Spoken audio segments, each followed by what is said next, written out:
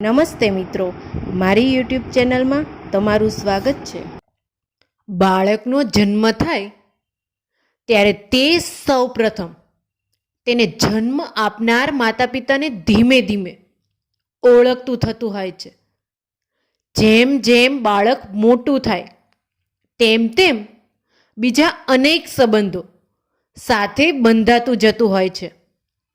આ નવા બંધાતા સંબંધોમાં બાળકના પ્રાથમિક કે હાયર સેકન્ડરી એજ્યુકેશન દરમિયાનના તેના મિત્રો સાથેના સંબંધો એવા વણાયેલા હોય છે કે તે માઠા હોય કે સારા, પરંતુ આવા સંબંધો તેને કાયમને માટે તેના મગજમાં ઘર કરી ગયેલ હોય છે.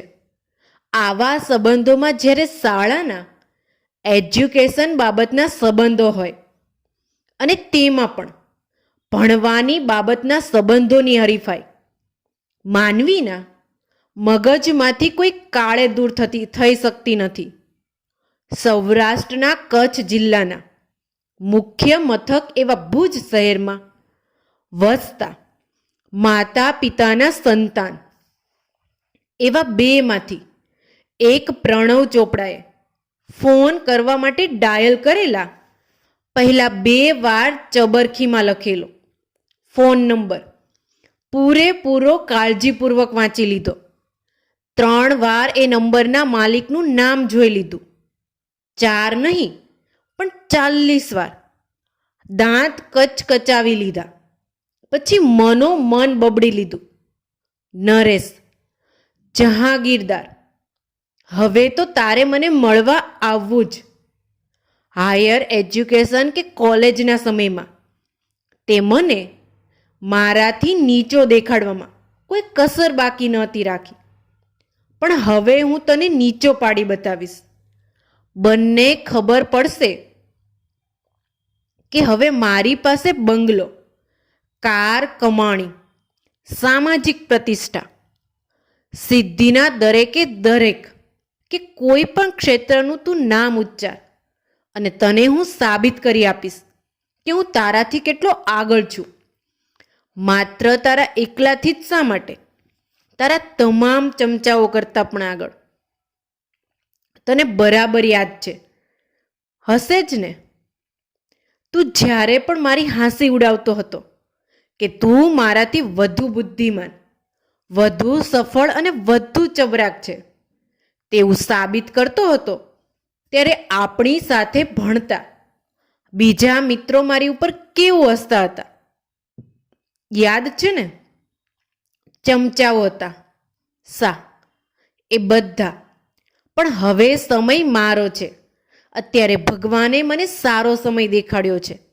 હવે હું તને દેખાડી આપીશ કે તમે જેને બબૂચક સમજતા હતા એ હું, એટલે કે પ્રણવ ચોપડા ક્યાંથી ક્યાં પહોંચી ગયો છે અને તું ક્યાં સબડી રહ્યો છે. મનરૂપી ખરલમાં વર્ષોથી સંઘરી રાખેલું આ પ્રકારનું ઝેર ઘોળી લીધા પછી પ્રણવે ફોન નંબર ડાયલ કર્યો. ચરોતરના અતિ વિકસિત દૂધની નગરી આણંદનો નંબર હતો. માંડ માંડ નંબર કોઈક જૂના મિત્રે પ્રણવને મેળવી આપ્યો હતો. નરેશનો જ હોય તો સારું, નહીં તો રોંગ નંબર પણ નીકળી શકે છે. પ્રણવના મનમાં આવા અનેક પ્રકારના વિચારોની ખીચડી ખદબદતી હતી અને સામેના છેડે રીંગ વાગી રહી હતી. અચાનક રીંગ વાગતી અટકી ગઈ. કોઈએ ફોન ઉઠાવ્યો હતો.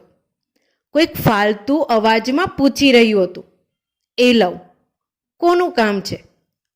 પ્રણવ અવાજ સાંભળી રાજી રાજી થઈ ગયો. આ નરેશનો જ અવાજ, બકરીના જેવો પાતળો. હેલ્લોને બદલે એ લાવ, બોલવાની ગામડિયા સ્ટાઇલ પણ એની જ. આ માણસ ક્યારેય નહીં સુધરે.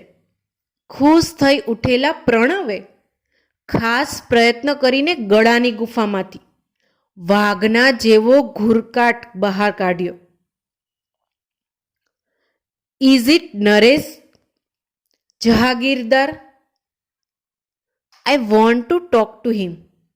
બોલો, હું નરેશ બોલું છું. સામેથી બકરીનું બે સંભળાયું. પોતાની જાતને વાઘ જેવા સમજતા પ્રણવને જો જાણે મોજ પડી ગઈ. અલ્યા નરેશિયા, મારો અવાજ તો તને શેનો ઓળખાય? પણ મને તો કદાચ ઓળખી શકીશ. હું પ્રણવ ચોપડા. સામેના છેડે 2-4 ક્ષણો માટે મૌન છવાઈ ગયું. પ્રણવને તો લાગ્યું કે સાલો ડરી ગયો. પછી નરેશનો દબાયેલો સાધારણ સ્વરને સંભળાયો.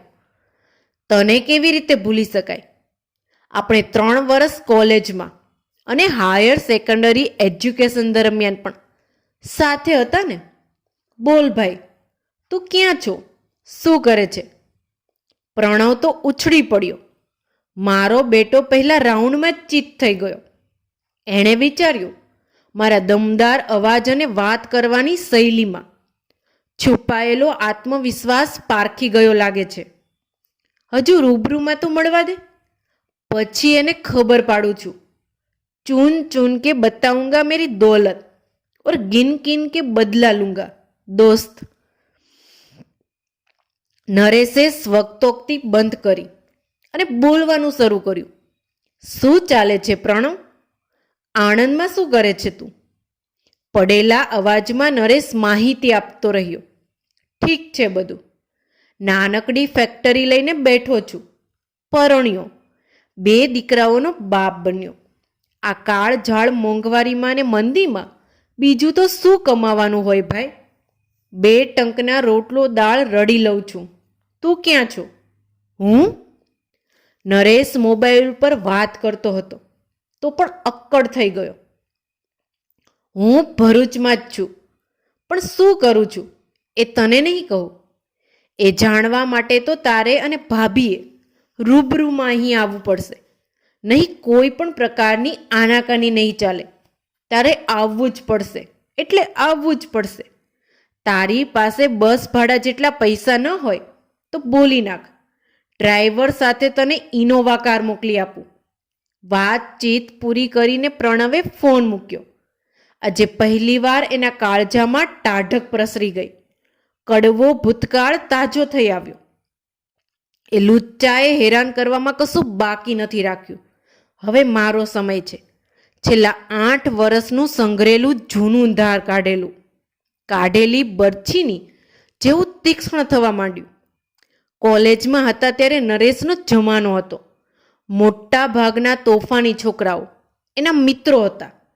ક્લાસમાં બેસીને ભણવાને બદલે એ ટોળકી આખો દિવસ કેન્ટીનમાં બેસીને કોઈની મસ્કરી કરવામાં જ સમય પસાર કરી નાખતી હતી. પ્રણવ એમના માટે એમનો માનીતો શિકાર હતો. પ્રણવ આખું વરસ તનતોડ મહેનત કરતો, પણ જ્યારે પરીક્ષાનું પરિણામ જાહેર થાય ત્યારે એનો ક્રમાંક બીજો જ હોય. પ્રથમ ક્રમાંક નરેશનો જ નીકળે. અને આ અવસરની ઉજવણી નરેશ પણ એની આગવી શૈલીમાં જ કરે. પ્રણવનો હાથ પકડી એને કેન્ટીનમાં ખેંચી લે. જાય, આવ 2 નંબરી આવ, તને પાર્ટી આપું. પ્રણવની હાલત બગડી જાય. કેન્ટીનમાં તોફાની ટોળકી એની ઉપર હસવા માટે હાજર જ હોય. બિચારો પ્રણવ કરે કે પણ શું કરે? આખું વરસ લાઇબ્રેરીમાં પડ્યો રહ્યો. એ પોતે તૂટી ગયો ને ચોપડીઓની સિલાઈ પણ તૂટી ગઈ. તોય પહેલો નંબર ન તે ન જ મળ્યો હોય. નરેશ, તું તો રખડી ખાતો તો, તારો પહેલો નંબર કેવી રીતે આવ્યો? કોઈક ટીખડી જાણી જોઈને પૂછી લેતો. જવાબમાં નરેશનો હાથ મૂછ ઉપર ચાલ્યો જતો. પરીક્ષામાં પ્રથમ ક્રમ મેળવવા માટે વાંચન કરવા સિવાયના પણ બીજા ઉપાયો હોય છે. અને એ ઉપાયો એટલા બધા અઘરા નથી હોતા મિત્રો. આખું વરસ લાઇબ્રેરીમાં મજૂરી કરવા જેટલા અઘરા તો નહીં જ. થોડોક દોષ કિસ્મતનો પણ હશે, નહીતર બધી વાતમાં આવું કેમ થાય? ક્રિકેટની મેચમાં પ્રણવ ખૂબ સારો બેટ્સમેન હોવા છતાં પહેલા દળે બોલ્ડ થઈ જાય અને 9મા ક્રમે રમવા ઉતરેલો નરેશ આંખો બંધ કરીને ધોકાવાળી કરે અને 50-60 રન જોડી નાખે. મેન ઓફ ધી મેચનો ખિતાબ જીતી જાય. છોકરીઓ એની પાછળ ઘેલી બનીને ફર્યા કરે. ચૂંટણીમાં પ્રણવ ક્લાસ રિપ્રેઝેન્ટેટિવ પણ ન બની શકે અને નરેશ જીએસ તરીકે ચૂંટાઈ આવે અને ઉપરથી દરેક પરાજય વખતે એનો આ ટોણો તો સાંભળવાનો જ કે ચૂંટણીમાં જીતવા માટે સારા ઉમેદવાર હોવું જરૂરી નથી દોસ્ત. જીતવા માટે બીજા ઘણા રસ્તાઓ હોય છે. આજે આટલા વર્ષ પછી ભગવાને મારી સામે જોયું. પ્રણવ વિચારી રહ્યો, આજે મારી પાસે બધું છે. 4 ફેક્ટરીઓ, 6 કરોડનો બંગલો, 2 Mercedes car, 2 Tata Safari, 2 Innova, તગડું બેંક બેલેન્સ. એની 2 દીકરીઓની સામે ઈશ્વરે મને 2 દીકરાઓ આપ્યા છે અને આ બધા સુખો કરતાં પણ ચડી જાય તેવી પત્ની મને મળી છે. સાંભળ્યું છે કે નરેશ તો ખાસ કશું કમાતો નથી. એની બૈરી પણ સાધારણ દેખાવની છે. એ જ્યારે મારી જાહ્નવીને જોશે ત્યારે એને થશે કે હું આજે ક્યાં ઊભો છું અને એ પોતે ક્યાં છે. મારી જાહ્નવીની 2 બાળકોની મા બન્યા પછી હમણાં એક સૌંદર્ય સ્પર્ધામાં મિસિસ ગુજરાતનો તાજ જીતી ગઈ છે. એ જાણીને તો સાલો સળગીને રાખ થઈ જવાનું. બસ હવે ક્યાં વાર છે. આ શનિવારે તો એ આવવાનો જ છે ને, એની ફાટેલી બાયડીને તૂટેલી છોકરીઓ સાથે. એ આવશે અને મારો ફૂલેલો ફાલેલો સંસાર જોઈને સમજી જશે કે જિંદગીની રેસમાં આખરી વિજેતા કોણ જાહેર થયેલ છે. આવ નરેશ, હું તારી કાગડોળે રાહ જોઉં છું. નરેશ આવ્યો તો એ એકલો જ આવ્યો અને પ્રણવના જળહળા આશ્ચર્યની સામે મૌન ભરી હાર સ્વીકારીને ચાલ્યો ગયો. 6 કરોડ રૂપિયાના ભવ્ય બંગલામાં પદમણી જેવી જાહ્નવીના હાથનું ભોજન જમીને ફિક્કું હસીને વિદાય થઈ ગયો. પોતાના જ્વલંત વિજયથી સંતુષ્ટ બની ગયે ઉઠેલા પ્રણવનો બાકીનો દિવસ નશામાં પસાર થઈ ગયો.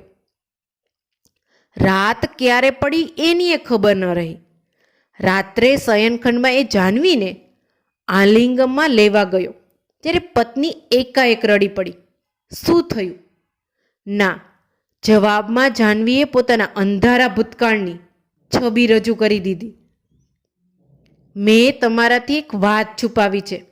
હું જ્યારે કોલેજમાં હતી ત્યારે વેકેશનમાં મામાના ઘરે નડિયાદ ગઈ હતી. ત્યાં એક દિલફેક રોમિયોની ઝાડમાં ફસાઈને હું સર્વસ્વ ગુમાવી બેઠી હતી. એ તો લગ્ન કરવા તૈયાર હતો, પણ પછીથી મને ખબર પડી કે એને તો કોલેજમાં અનેક છોકરીઓ સાથે લફરા હતા. મેં 2 વર્ષ એમને એમ જ આઘાતમાં કાઢી નાખ્યા. પછી સાવ સીધા સાદા એવા તમને પસંદ કરીને હું પરણી ગઈ. આજે મારું પાપ કબૂલ કરું છું. હું તમને કહી ન શકી કે તમે મારા જીવનના બીજા નંબરના પુરુષ છો અને બીજો પુરુષ એ બીજો કોઈ નહીં પણ તમારો આપણે ત્યાં આવેલ મિત્ર નરેશ. મને માફ કરશો ને પ્લીઝ. અચાનક પ્રણવને લાગ્યું કે પોતાની બધી સમૃદ્ધિ ઝાંખી પડી ગઈ છે. કોઈક અદૃશ્ય અવાજ એને સંભળાઈ રહ્યો. હા હા હા, તું 2 નંબરી હતો અને 2 નંબરી જ રહેવાનો. 1 નંબરી બનવા માટેના બીજા અનેક ઉપાયો હોય છે દોસ્ત. મિત્રો, તમને મારી આ સ્ટોરી ગમી હોય તો કમેન્ટ બોક્સમાં જરૂરથી બતાવજો. આવી જ સરસ સ્ટોરી સાંભળવા માટે મારી આ ચેનલને લાઇક, શેર અને સબસ્ક્રાઈબ કરો. Thank you so much.